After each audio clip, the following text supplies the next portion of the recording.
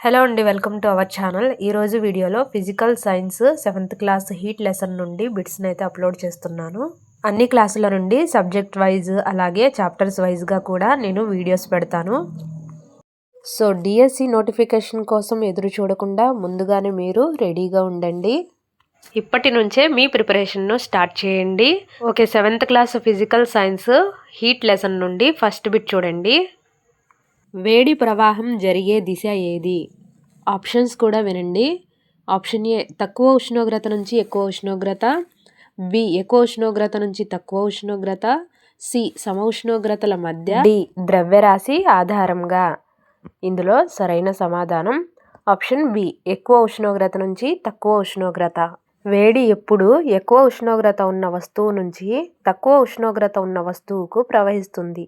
దీన్నే heat flow principal అని కూడా అంటారు. ఓకే, నెక్స్ట్ బిట్ చూడండి. రెండు వేర్వేరు లోహాలను ఒకే పరిమాణంలో వేడి చేస్తే త్వరగా వేడెక్కేది ఏది? ఆప్షన్స్ చూడండి. తాపన వాహకత తక్కువది, నిర్దిష్ట తాపన తక్కువది, ఘనత్వం తక్కువది, రంగు ముదురు ఉన్నది. ఇందులో కరెక్ట్ ఆన్సర్ ఆప్షన్ బి నిర్దిష్ట తాపన తక్కువది. అంటే నిర్దిష్ట తాపన తక్కువగా ఉన్న పదార్థం తక్కువ వేడి తీసుకున్న త్వరగా వేడెక్కుతుంది అని. ఓకే, నెక్స్ట్ బిట్ చూడండి. చెక్క కర్రను మంటలో పెట్టినప్పుడు చేతికి వేడి త్వరగా చేరదు, కారణం? ఇక్కడ ఆప్షన్స్ చూడండి. చెక్క ఘనత్వం తక్కువ, చెక్క చెడు వాహకుడు, చెక్క రంగు లేతది, లేదా చెక్క తేలికగా ఉంటుంది. ఇందులో కరెక్ట్ ఆన్సర్ ఆప్షన్ బి చెక్క చెడు వాహకుడు.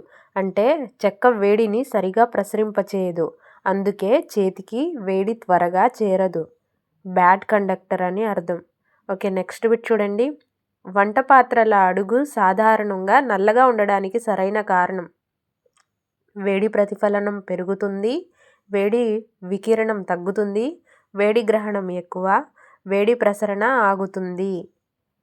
ఇందులో కరెక్ట్ ఆన్సర్ వేడి గ్రహణం ఎక్కువ.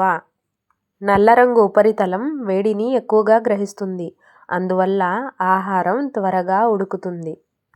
ఓకే, నెక్స్ట్ చూడండి. వికిరణం ద్వారా వేడి ప్రసరణ జరగడానికి అవసరం కానిది? ఆప్షన్స్ చూడండి. మాధ్యమం, ఉష్ణవనరు, శూన్యం, ఉష్ణభేదం. ఇందులో కరెక్ట్ ఆన్సర్ ఆప్షన్ ఏ మాధ్యమం. వికిరణానికి గాలి లేదా నీరు వంటి మాధ్యమం అవసరం లేదు, శూన్యంలో కూడా జరుగుతుంది. ఓకే, నెక్స్ట్ చూడండి. లోహ చెంచా వేడి ద్రవంలో ఉంచితే పైభాగం కూడా వేడెక్కుతుంది, ఇది? ఆప్షన్స్ చూడండి. వికిరణం, ప్రసరణ, సంవహనం, ఆవిరీభవనం. ఇందులో సరైన సమాధానం ఆప్షన్ బి ప్రసరణ. లోహాలలో వేడి ఒక చివర నుండి మరో చివరకు ప్రసరణ ద్వారా వెళ్తుంది, కాబట్టి లోహ చెంచా వేడి ద్రవంలో ఉంచితే పైభాగం కూడా వేడెక్కుతుంది. ఓకే, నెక్స్ట్ బిట్ చూడండి. నీటిలో వేడి ప్రసరణ ప్రధానంగా ఏ విధానంలో జరుగుతుంది? ఆప్షన్స్ కూడా వినండి. ఆప్షన్స్ వినడం వల్ల మీరు త్వరగా ఆన్సర్ని గెస్ చేయగలరు. ప్రసరణ, వికిరణం, సంవహనం, ప్రతిఫలనం. ఇందులో సరైన సమాధానం సంవహనం. ద్రవాలలో వేడి కదలిక ద్వారా జరుగుతుంది, దీనినే సంవహనం అంటారు. ఓకే, నెక్స్ట్ చూడండి. సముద్ర గాలి కారణం? See breeze. దీనికి కారణం ఏమిటి అని క్వశ్చన్. ఇందులో కరెక్ట్ ఆన్సర్ ఆప్షన్ సి సంవహనం. పగటిపూట భూమి త్వరగా వేడెక్కుతుంది, వేడిగాలి పైకొస్తుంది, అప్పుడు చల్లని సముద్ర గాలి భూమిపై వస్తుంది. సో ఆన్సర్ సంవహనం. ఓకే, నెక్స్ట్ బిట్ చూడండి. 9th bit. నిర్దిష్ట తాపన అధికంగా ఉన్న పదార్థ లక్షణం? నిర్దిష్ట తాపన అధికంగా ఉన్న పదార్థ లక్షణం ఏంటని అడుగుతున్నారు. ఆప్షన్స్ త్వరగా వేడెక్కుతుంది, త్వరగా చల్లబడుతుంది, నెమ్మదిగా వేడెక్కి నెమ్మదిగా చల్లబడుతుంది, వేడి గ్రహించదు. ఇందులో కరెక్ట్ ఆన్సర్ నెమ్మదిగా వేడెక్కి నెమ్మదిగా చల్లబడుతుంది. నీటికి అధిక నిర్దిష్ట తాపన ఉంది, అందుకే వాతావరణాన్ని సమతుల్యం చేస్తుంది. ఓకే, నెక్స్ట్ చూడండి. ఒకే మంటపై సమాన పరిమాణాల నీరు, నూనె వేడి చేస్తే ముందుగా మరిగేది? ఆప్షన్స్ వినండి. నీరు, నూనె రెండూ ఒకేసారి మంటపై ఆధారపడి ఉంటుంది. ఇందులో కరెక్ట్ ఆన్సర్ మీరు కూడా గెస్ చేయడానికి ట్రై చేయండి. ఆప్షన్ బి నూనె. నూనె నిర్దిష్ట తాపన నీటి కంటే తక్కువ కాబట్టి త్వరగా వేడెక్కుతుంది. ఓకే, నెక్స్ట్ థర్మామీటర్లో పాదరసం వాడటానికి కారణం కానిది. ఆప్షన్స్ చూడండి. సమానంగా విస్తరించడం, స్పష్టంగా కనిపించడం, తక్కువ నిర్దిష్ట తాపన, అధిక ఉష్ణాన్ని భరించడం. ఇందులో కరెక్ట్ ఆన్సర్ తక్కువ నిర్దిష్ట తాపన. Option C. పాదరసం వాడడానికి ఇది కారణం కాదు, కానీ ఇది సమానంగా విస్తరిస్తుంది, స్పష్టంగా కనిపిస్తుంది. ఓకే, నెక్స్ట్ మంచుతో నిండిన గ్లాస్ బయట నీటి బిందువులు ఏర్పడడానికి కారణం. ఆప్షన్స్ ఆవిరీభవనం, ఘనీభవనం, కరగడం, గడ్డకట్టడం. ఓకే, ఇందులో కరెక్ట్ ఆన్సర్ ఆప్షన్ బి ఘనీభవనం. గాలిలోని ఆవిరి చల్లని గ్లాసును తాకి నీటి బిందువులుగా మారుతుంది. ఓకే, నెక్స్ట్ బిట్ చూడండి.